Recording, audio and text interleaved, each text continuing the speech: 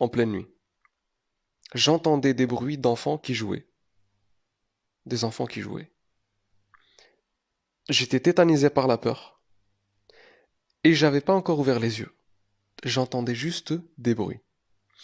Et je me demandais est-ce que j'étais en train de rêver, je rêve, est-ce que je suis réveillé? Et j'avais tellement peur que j'ai senti quelque chose de glacial rentrer dans ma tête et traverser tout mon corps jusqu'à mes pieds. Imaginez juste, vous êtes tout seul dans une maison, il est, euh, il est 2 heures du matin, vous êtes en pleine nuit, vous êtes réveillé par des enfants qui jouent autour de vous. Je suis resté dans mon lit sans bouger, en voulant me convaincre que c'était un rêve.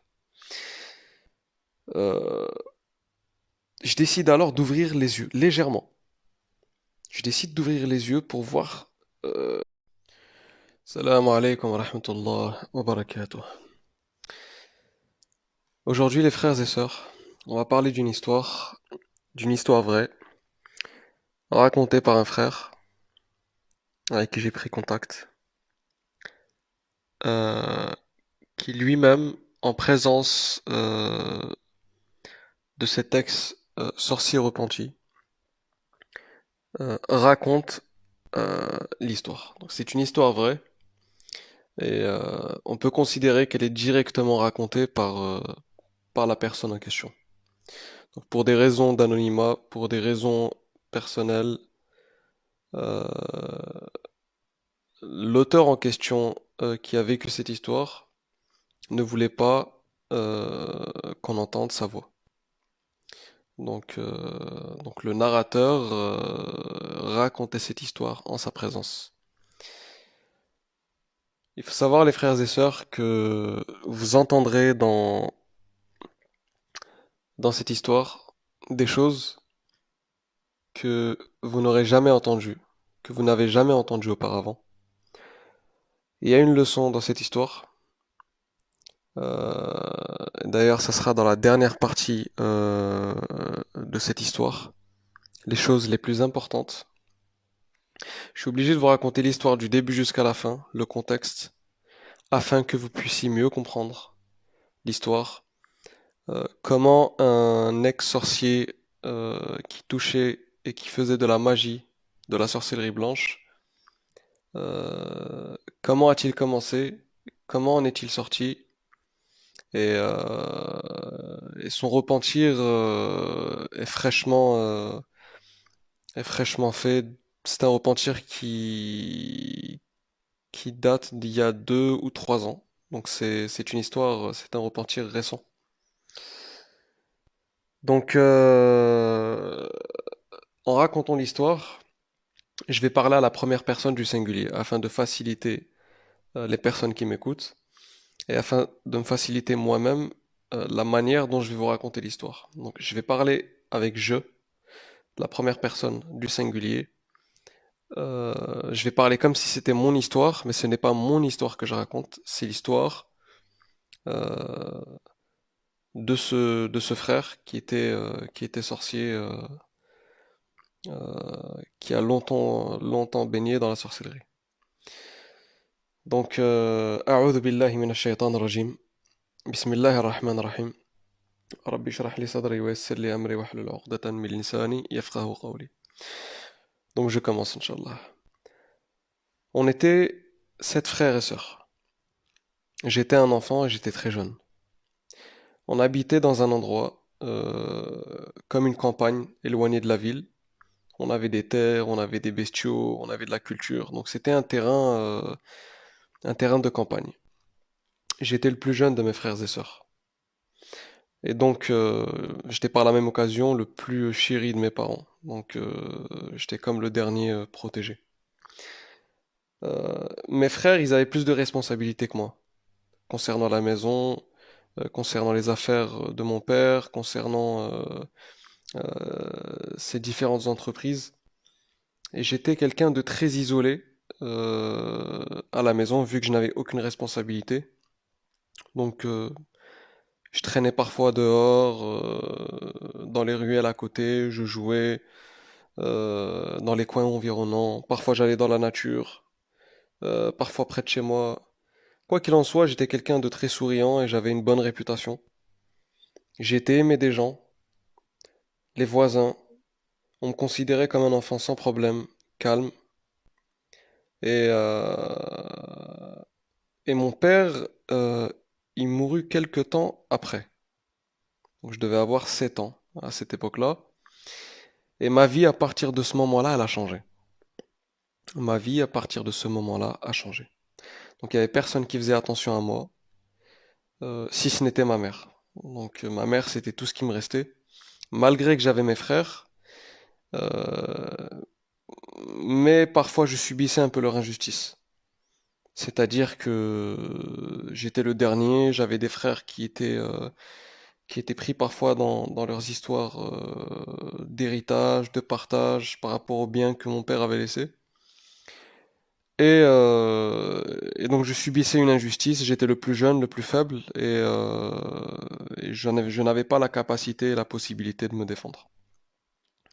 Ma mère mourut quelque temps après, et je devais avoir l'âge de 12 ans. Donc c'est-à-dire 7, 8, 9, 10, 11, 12, 5 ans après. 5 ans après la mère de mon père, fut le tour de ma mère. Et ma mère qui me protégeait avant, qui me faisait à manger, c'était tout ce qui me restait. Et Allah Azza wa Jal, il me l'a pris. Donc c'était tout pour moi. Après que ma mère mourut, j'étais tellement délaissé. Et au fur et à mesure du temps et des années, mes frères, ils se marient. euh, et ils s'installent dans la maison avec leurs épouses. Et ils prennent place. Et vu que l'endroit était assez encombré, il n'y avait pas assez de place. Donc j'avais pas où m'installer. Le seul endroit, la seule pièce que j'utilisais pour dormir, que j'utilisais comme chambre, c'était une pièce qui ressemblait à une cage pour animaux. Donc mes conditions de vie devenaient de plus en plus insupportables. Elles devenaient de plus en plus pénibles. Donc par moment, j'avais pas de quoi manger, si ce n'est un repas par jour. J'avais mes frères qui qui se disputaient entre eux, donc les problèmes ils grandissaient à la maison. Et entre mes frères et leurs épouses, les problèmes entre eux. Donc c'était un mélange de problèmes qui fut que j'étais totalement, totalement délaissé. Bien entendu, c'est pas volontaire de leur part. Donc je vais pas leur en vouloir par rapport à ça. Mais j'étais délaissé et je n'avais pas d'argent du haut de mes 12 ans. Donc à partir de ce moment-là, je me suis rapproché avec un certain shir. Et ce shir s'appelle Sheikh El-Mahi. Donc c'est son vrai prénom. Moi je raconte mon histoire, simplement je préfère garder mon anonymat. Mais Sheikh Al-Mahi, c'était son vrai prénom. Donc il était déjà connu dans le quartier, dans la région où j'habitais. Donc je le connaissais déjà par sa renommée, parce que c'était quelqu'un dans la ville qui était très connu et très respecté. C'était quelqu'un, bon, à l'époque, les gens le connaissaient pas en tant que sorcier, mais on l'appelait le cheikh, le taleb, le faqih, le sage. Donc voilà, il n'était pas connu sous une appellation péjorative. Il était toujours souriant et propre, toujours parfumé, bien habillé. Il était très connu pour être serviable et il ne refusait jamais de rendre service lorsqu'on lui demandait. Donc c'était quelqu'un de très très très serviable avec une très bonne réputation. Et ce cheikh-là, il était consulté, les gens le consultaient. Donc, il avait des clients qui le consultaient pour ce qui était des faits considérés comme bien, tels que la sorcellerie blanche.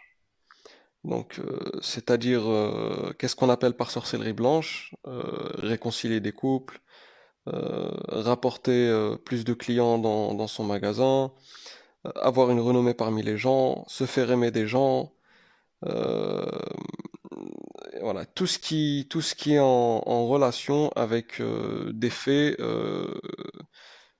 que les gens de la masse considèrent comme du bien, faire du bien. Bien entendu, nous en tant que musulmans, on sait que toute forme de sorcellerie est un mal, que ce soit la magie noire, la magie rouge ou la magie blanche. Dans d'autres occasions, j'expliquerai, Inch'Allah, entre parenthèses, qu'est-ce que la sorcellerie noire, qu'est-ce que la sorcellerie rouge. Donc ici, on parle de la sorcellerie blanche. Donc c'était un cheikh, Cheikh Al-Mahi, c'était un cheikh qui était considéré pour rendre les gens heureux, pour réconcilier des couples. Par exemple, une épouse ne veut plus partager le lit de son mari, donc c'était un cheikh qui changeait les choses. Donc il ne faisait pas ce qu'on appelle de la sorcellerie pour faire du mal, c'est-à-dire la sorcellerie des tombes, les sorcelleries de séparation, les blocages, les sorcelleries pour rendre malade une personne. Euh, donc voilà. Il refusait catégoriquement les gens qui venaient le voir pour ce genre de choses et il les virait de chez lui. Et il leur disait que ce n'est pas de son domaine, c'est-à-dire que ce type de sorcellerie, ce n'était pas son domaine. Et malgré ça, les gens qui venaient le voir pour faire de la sorcellerie blanche, pour lui dire, par exemple, j'ai ma femme qui me repousse, elle me fuit, voilà, est-ce que tu peux faire quelque chose pour qu'elle revienne à moi, etc., etc. Donc, les gens qui allaient le voir pour ce type de sorcellerie, même ces personnes-là, ils n'acceptaient pas tout le monde. C'est-à-dire que quand la personne, elle allait chez lui, il s'assurait de la véracité de leur histoire et de leurs propos, et qu'il n'y a pas quelque chose d'ambigu à leur demande. S'il sentait quelque chose de louche, ou quelque chose de malhonnête, ou quelque chose de mensonger, il virait directement la personne qui le consulte. Donc c'était quelqu'un de très connu dans sa région et en dehors de sa région. C'était quelqu'un qui voyageait beaucoup il aimait énormément la marche. C'était quelqu'un qui marchait de longs kilomètres sans s'arrêter.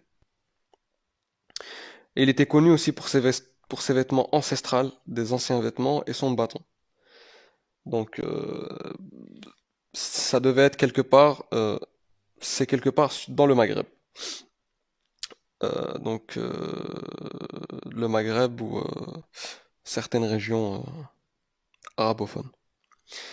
Donc c'était quelqu'un qui prenait soin de lui, c'était quelqu'un qui était très fort physiquement et il faisait vraiment pas son âge.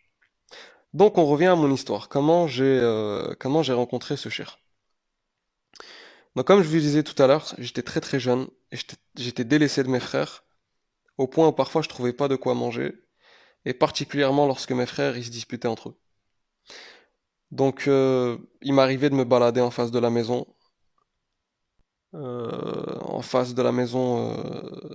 du cher, parce qu'il recevait ses clients chez lui. Et il y avait une salle d'attente qui était dans la cour, et cette salle d'attente, elle donnait à la rue euh, sur laquelle je m'asseyais en fait. Il y avait une rue juste en face de chez lui. Et quand il allait appeler ses clients, on va dire dans l'endroit où il l'attendait, ben, il me voyait par la même occasion.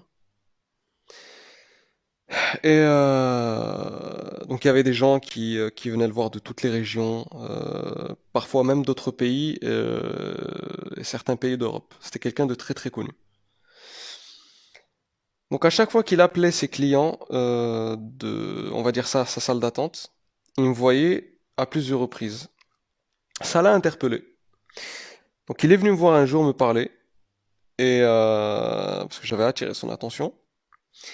Par pudeur ou par fierté ou par honte, j'ai pas voulu lui raconter ce que je vivais avec ma famille et je voulais pas qu'il s'aperçoive de quoi que ce soit. Donc on a commencé à discuter et il a senti en me regardant que j'avais besoin d'aide. Il a su m'analyser, il a su me profiler et, il s'est dit un enfant de 12 ans errant comme ça dans la rue, restait assis devant chez lui à plusieurs jours, plusieurs reprises, c'était pas normal. Donc il a senti que j'étais pratiquement dans un certain besoin et dans une certaine difficulté. Un jour parmi les jours, il m'a proposé de l'aide et il m'a demandé d'être son assistant, c'est-à-dire de lui acheter des ingrédients car il en avait besoin, lorsqu'il en avait besoin, de l'eau, ou même parfois de gérer ses rendez-vous, de lui rapporter ce qu'il a besoin, de nettoyer la cour, d'être son assistant et son bras droit. Et en contrepartie, il me donne une paye et bien entendu de la nourriture. Moi, du haut de mes 13 ans, et avec la situation que je vivais, je pouvais que accepter. Je n'avais pas d'autre choix. Je n'ai vu en lui aucun mal. L'argent que je gagnais avec lui m'a même permis d'aider mes frères financièrement, malgré tout le mal qu'il m'avait fait auparavant, mes frères. Donc ma situation financière, elle s'améliorait de jour en jour. Par la même occasion, au fil des années, en travaillant avec lui, les gens, ils ont commencé à me connaître. Je commençais à être très très connu et je commençais aussi à créer un réseau de contacts parmi ses clients. Et je gardais une très très bonne relation avec ses clients et ils me respectaient beaucoup par rapport à ma proximité avec ce cheikh, Cheikh El-Mahi. Donc je suis resté assistant avec ce cheikh. Je l'ai servi pendant 10 ans, c'est-à-dire de mes 13 ans jusqu'à mes 23 ans. Et à cette époque, je ne connaissais rien du monde invisible. Je ne savais pas que c'était quelqu'un qui travaillait dans le monde occulte. Et pour moi, je le voyais comme un savant, comme une personne pieuse. Et en plus, je le voyais faire toutes ses prières à l'heure. Toutes ses prières à l'heure à la mosquée. Même la prière du matin, du Fajr. Et il faisait des jeûnes surérogatoires. Je n'ai vu en lui que du bien. Même lorsqu'il était malade, il ratait pas ses prières à la mosquée. Donc, durant toutes ces années avec lui, je n'avais aucune idée de ce monde occulte et de ce domaine. Je n'y connaissais absolument rien.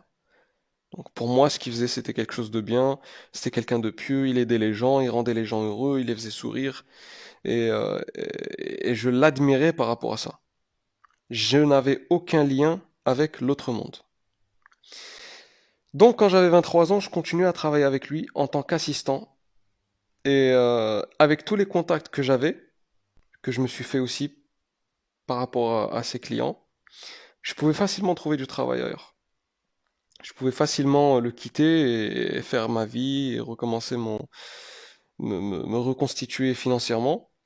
Mais je voulais rester avec lui parce que je le voyais comme un père et comme une mère. Donc c'est quelqu'un qui m'a accueilli sous son toit, c'est quelqu'un qui m'a aidé quand j'étais dans les difficultés. Donc pour moi, c'était comme ma mère et mon père. Il me considérait encore plus, il m'admirait et il m'aimait encore plus que son propre fils. Donc par la suite, euh, j'ai commencé à comprendre, après 10 ans d'assistance avec lui, après 10 ans après l'avoir servi, euh, j'ai compris quel était vraiment ce domaine-là en fait. Et bien entendu, je voulais m'initier et apprendre pour devenir comme lui. Et je lui ai dit que je voulais apprendre. Je lui ai proposé de m'apprendre ce domaine.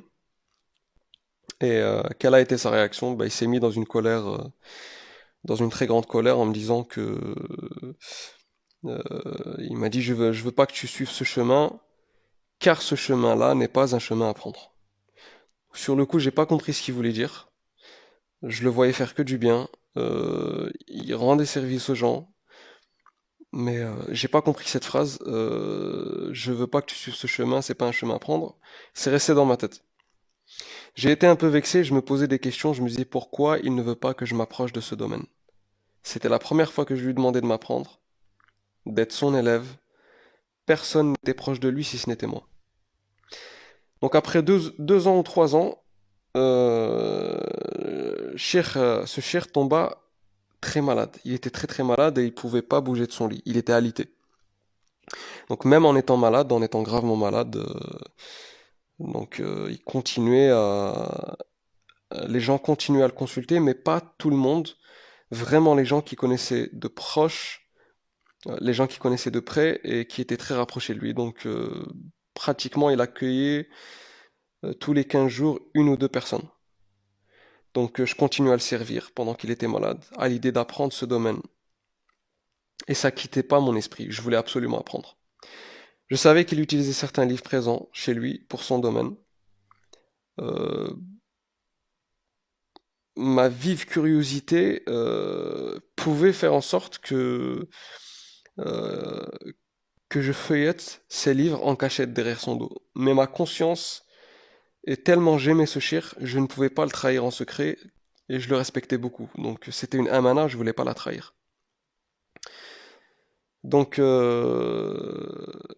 lui ai proposé une deuxième fois de m'apprendre, afin de pouvoir aider les gens comme lui. Je voyais les gens le respecter énormément, je voyais les gens l'admirer, lui vouer un respect profond et je voulais lui ressembler. Il a refusé pour la deuxième fois. Donc après la deuxième tentative, euh, quand je lui ai demandé la deuxième fois de m'apprendre, il refusa catégoriquement. Donc je continue à travailler pour lui pendant encore 2 ou 3 ans. À un moment, il m'appela. Bien entendu, il était toujours malade. Euh, il m'interpelle et il me dit qu'il a fait un rêve. Il me dit, j'ai vu un rêve et je vais mourir dans pas longtemps.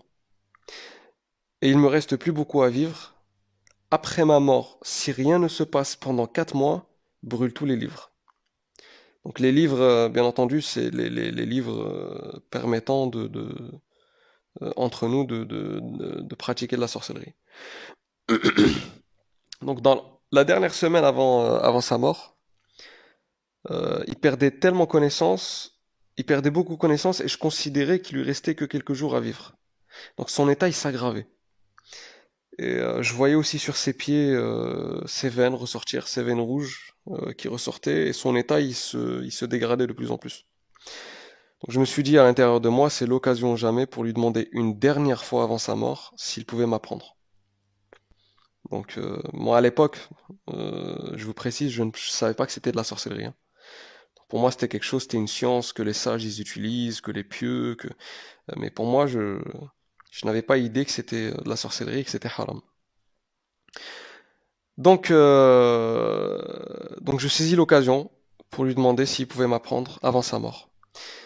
Et il me répète, si après ma mort pendant 4 mois il ne se passe rien, brûle ses livres.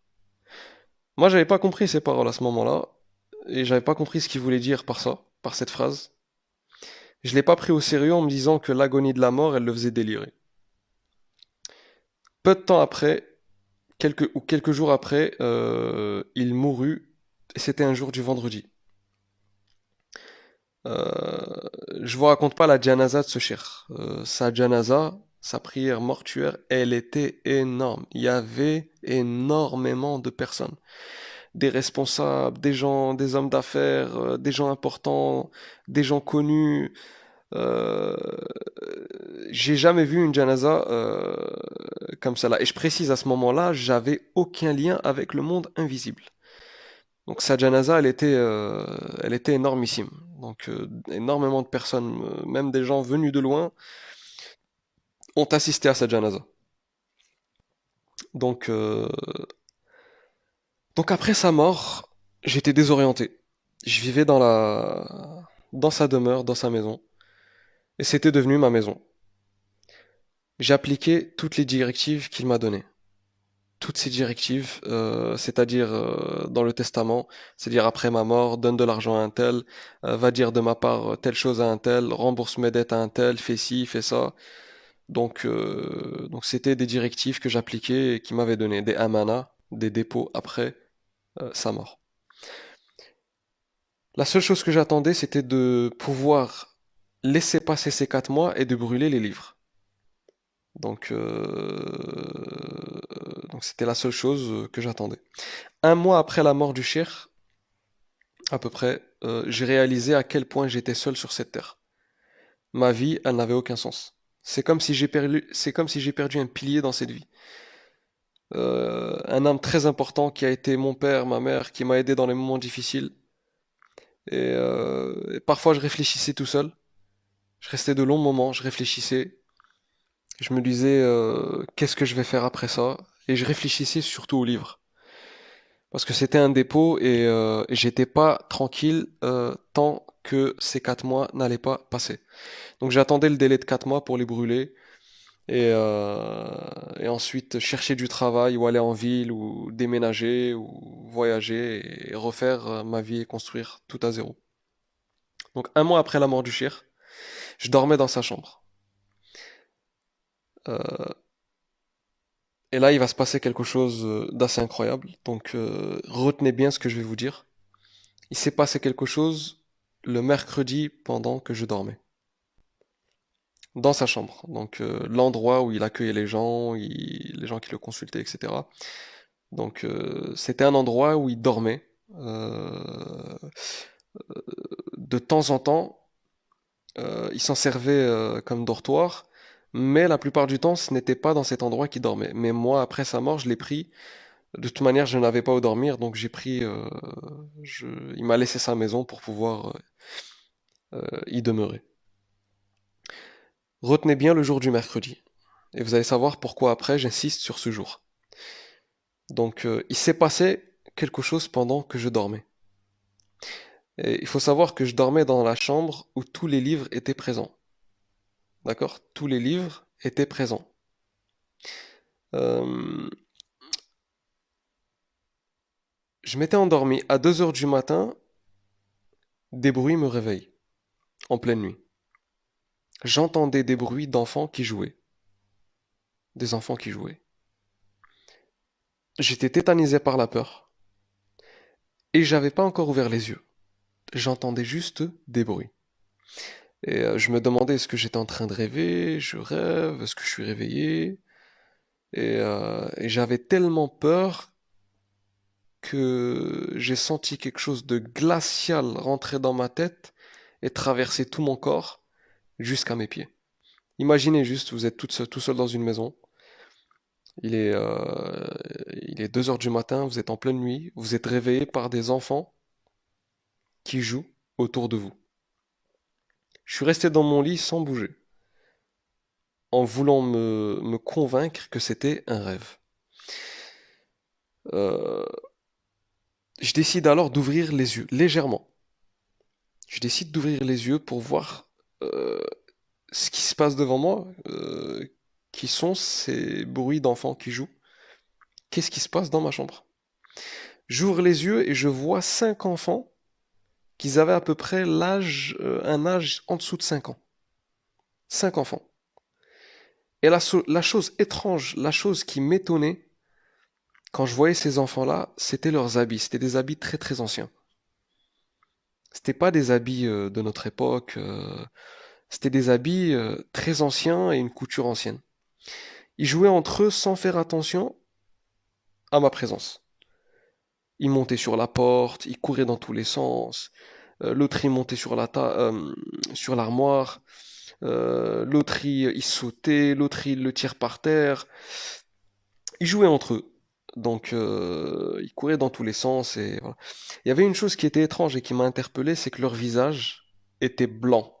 C'était pas un blanc normal. C'était un blanc qui ressemblait à l'éclat de la lune.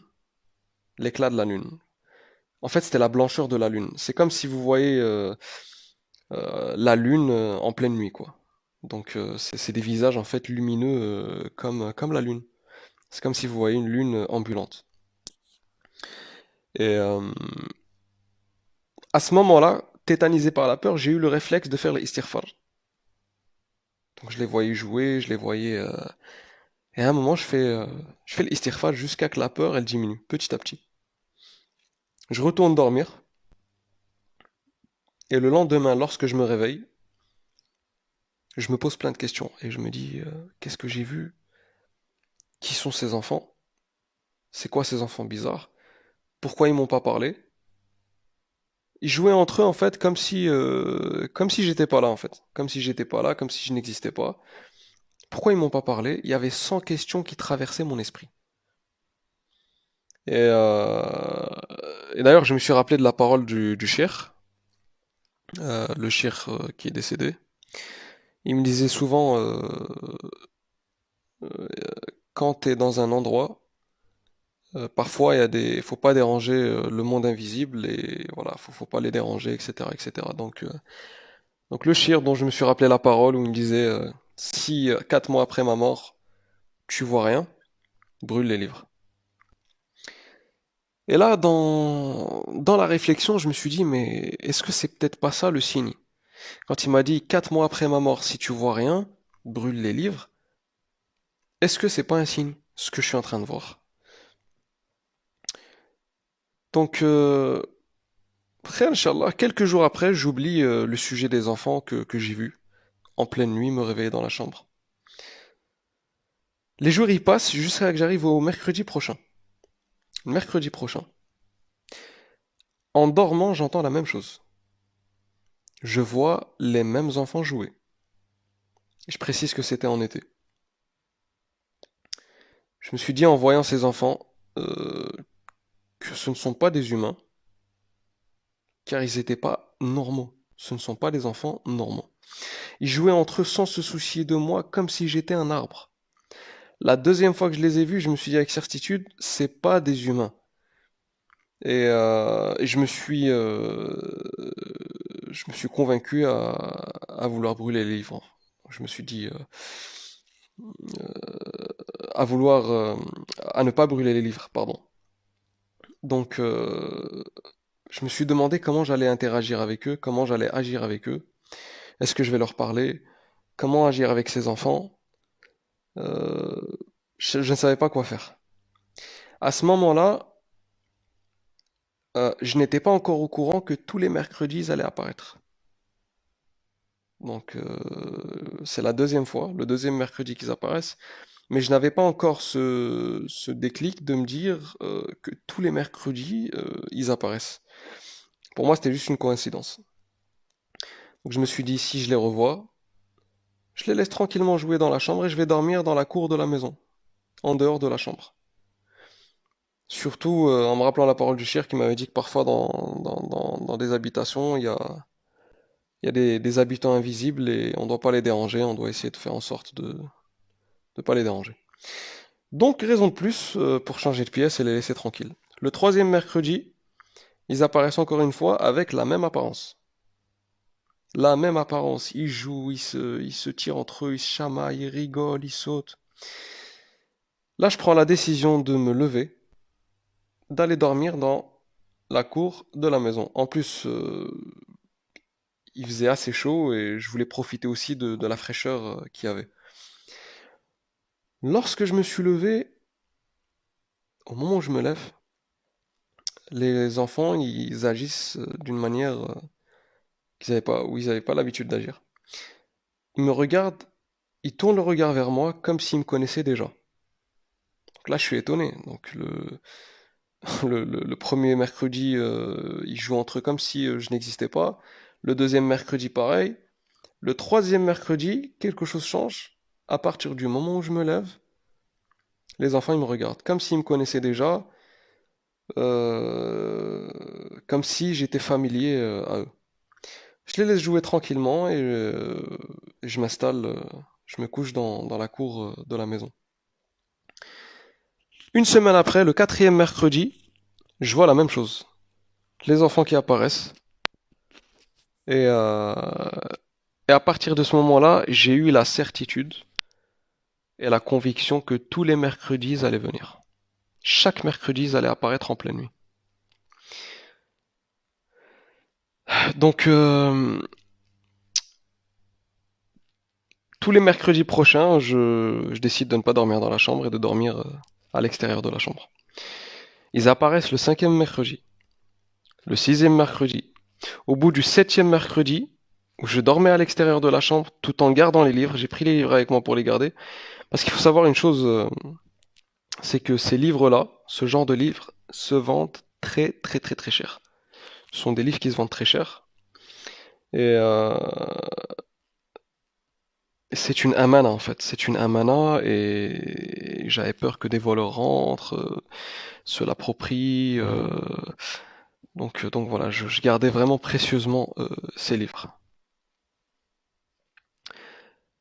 Au moment où je m'installe, où je dors, je vois la porte de ma chambre s'ouvrir. Je vois les enfants monter les uns sur les autres. Ils ouvrent tout doucement la porte et ils m'appellent par mon prénom en me disant Ta'al, Ta'al, en me disant viens, viens. Et à ce moment-là, lorsque je voyais leur visage, lumineux comme la lune, je suis resté serein. Le sentiment de peur que je ressentais la première fois, il est parti, il a disparu. Je suis resté serein et ils m'ont fait un sourire. Ils me sourièrent. Et je rentre avec eux dans la chambre et j'aperçois, à ma grande surprise, une table posée avec de la nourriture. Et cette table-là, elle n'existait pas. Elle n'était pas là.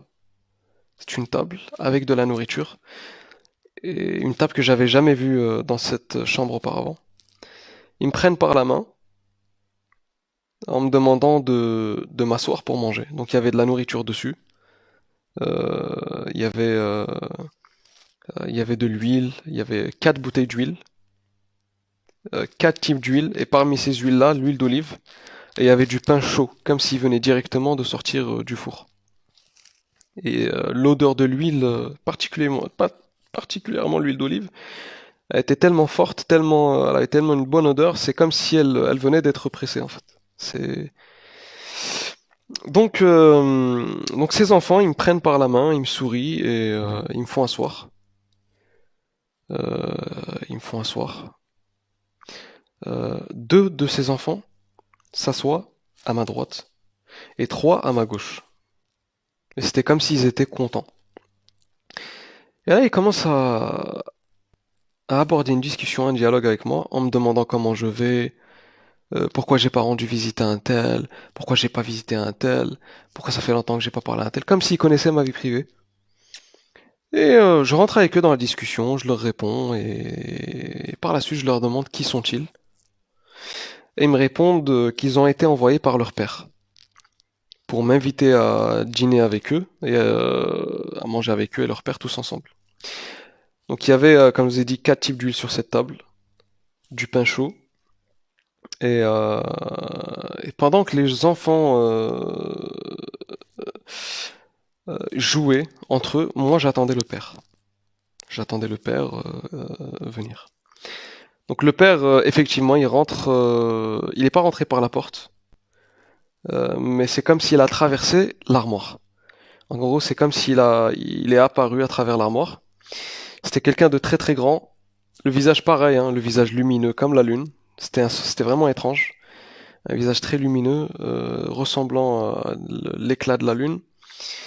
Il était très grand et je sentais une force et une attraction puissante qui émanait de lui. Il était tellement gros, tellement grand que sa tête, elle touchait presque le plafond. Très très puissant. Son visage, il avait des yeux très très noirs et le creux de ses yeux très grand. Donc des grands yeux avec un grand creux et des yeux très noirs. Donc il était assis à table et il m'a dit Assalamu alaikum. Entre parenthèses, frères et sœurs, cette histoire-là, c'est une histoire où il va y avoir d'énormes leçons, d'énormes. C'est très très très très très très important. Écoutez-la du début jusqu'à la fin. Bien entendu, les choses les plus importantes, les plus frappantes, les plus choquantes seront à la fin. Le début, c'est simplement un contexte pour vous expliquer l'histoire et afin que vous sachiez mieux le déroulé et la chronologie de l'histoire. Euh, mais partagez cette histoire-là au maximum de personnes que vous connaissez, vos amis, c'est très très important. Et cette histoire-là, vous allez l'entendre nulle part. Il y a énormément d'histoires de sorciers, d'ex-sorciers, etc. Mais cette histoire est unique en son genre dans des détails qui sont cruciaux et très très très très importants. Ce sont des choses à ne pas rater. Donc, euh, cet homme-là dégageait une certaine attraction. Euh, il s'est mis à table et il m'a dit Assalamu alaikum. Quand il m'a dit Assalamu alaikum, je lui ai simplement répondu Alay. J'ai pas dit Wa alaikum salam. J'ai pas pu continuer la phrase tellement j'étais paralysé de ce qui m'arrivait. Il dégageait une attraction qui me tétanisait. Et il m'a dit n'aie pas peur. En me parlant n'aie pas peur, je vais t'expliquer. N'aie pas peur, je vais t'expliquer. Il m'a dit, on te connaît depuis longtemps. On te voyait tous les jours avec le cheikh qui est mort. Lorsque tu étais son assistant, tous les jours on te voyait chez lui et on te fait confiance et mes enfants te font confiance et ne t'ont pas craint. Mes enfants ne te craignent pas. Après la mort du cheikh, sache que beaucoup des membres de notre tribu ont déménagé. Mais il ne reste ici que moi et certains membres de ma tribu sous mon autorité. Donc on a décidé de rester ici. On t'a entendu dire au cheikh que tu voulais apprendre ce domaine. Et on a parlé au cheikh sur toi. On a parlé de toi avec le cheikh à plusieurs reprises. Et le cheikh avait peur pour toi. Cheikh Al-Mahi avait peur pour toi et ne voulait pas que tu aies contact avec nous. Et même nous, on s'imaginait pas à la base te contacter. On n'avait pas à la base l'idée de te contacter. C'est nous qui avons dit au cheikh de te dire qu'après 4 mois, s'il ne se passe rien, tu dois brûler les livres.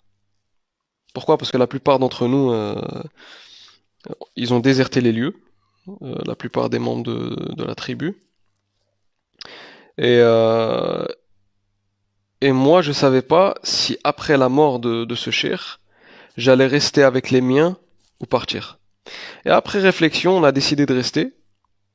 Et si on se met d'accord, et si tu es d'accord avec nous, et avec les conditions qu'on va te donner, on continue de travailler avec toi comme on a travaillé avec le cheikh. Il faut savoir aussi que j'arrivais toujours pas à bouger, dû à la force d'attraction que cette créature ou cet homme y dégageait. J'arrivais pas à bouger, j'arrivais pas à parler, et j'avais pas l'habitude de ce genre de rencontre. Donc, il continue en me disant que en attendant le mercredi prochain, je ne dois pas manger de la nourriture où l'âme est présente, où l'âme a été présente, telle que la viande, les œufs, le poisson, voilà, tout ce genre de nourriture qui vient de l'âme, je dois l'éviter ainsi que le sel. Ainsi que le sel. Entre parenthèses, hein, pourquoi le sel? Parce que vous verrez après, Inch'Allah, dans euh, les prochaines étapes de l'histoire, euh, le sel, quand on n'en consomme pas beaucoup, ça diminue la peur qu'on peut ressentir. C'est-à-dire qu'il y a une sorte de chose qui se régule au niveau de la tension. La peur se ressent moins. La peur se ressent moins. C'est-à-dire que plus on consomme du sel, plus on est sujet à de l'angoisse. Donc le sel, il diminue ce genre de choses. Et là, on peut voir que même les djinns, certains djinns savent comment l'humain est constitué, subhanallah, et comment l'humain, la relation du corps humain à la nourriture et tout ce qui est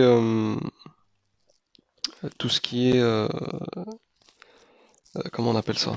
Euh, Subhanallah, la matière. Subhanallah, j'ai complètement oublié cette matière, mais c'est tout ce qui est en liaison avec le SVT, voilà, le corps humain, science et vie.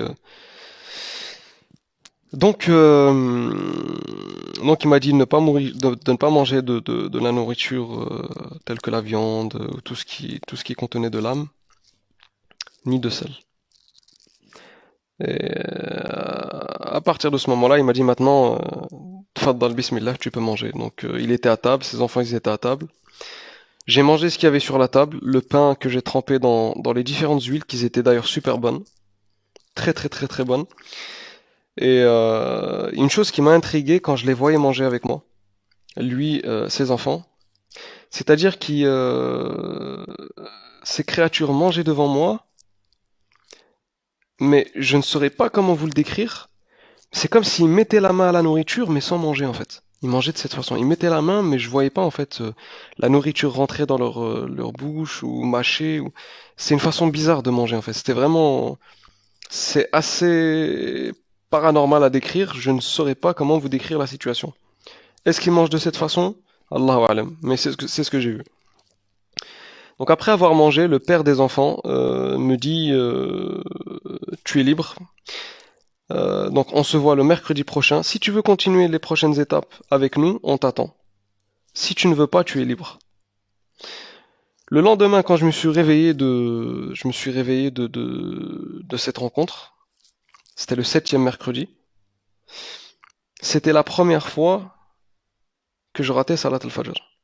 Je me sentais lourd, très très lourd. Et quand je me suis réveillé, je me suis aperçu qu'il était 13 heures de l'après-midi. Il était 13 heures de l'après-midi et je me sentais vraiment pas bien. Euh, je vais m'arrêter ici. Je vais m'arrêter ici, Inch'Allah, pour la première partie de cette histoire. Il y aura 3 parties, d'accord? Donc, je vais couper ça en plusieurs parties, Inch'Allah. Frères et sœurs, il faut savoir que tout ce que je vous raconte là, c'est une histoire vraie. C'est une histoire réelle. Ni je rajoute, ni je diminue. C'est une histoire que j'ai entendue directement de la bouche euh, du narrateur qui racontait la vie de ce sorcier-là, cet ex-sorcier, qui était présent à ses côtés. Pour des raisons personnelles, il voulait pas qu'on entende sa voix. Voilà. Pourquoi est-ce qu'il a peur? Voilà. Est-ce qu'il y a des choses avec lesquelles il s'est mis d'accord auparavant entre lui et les djinns? Euh, Allahu alam. Allahu alam, on sait pas. Euh, mais voilà, c'est une histoire vraie. Et il y a beaucoup de leçons et de ibra dans cette histoire, dans la dernière partie de cette histoire. Mais c'est important de l'écouter du début jusqu'à la fin pour mieux la comprendre. Donc voilà, il y a certains détails que je ne donnerai pas. D'accord? Certains détails que je ne donnerai pas dans cette histoire. Certains faits que je ne décrirai pas pour ne pas heurter la sensibilité de certaines personnes. D'accord? Parce qu'il y a certains cœurs qui sont faibles, qui m'écoutent. Et mon but, c'est de faire profiter cette histoire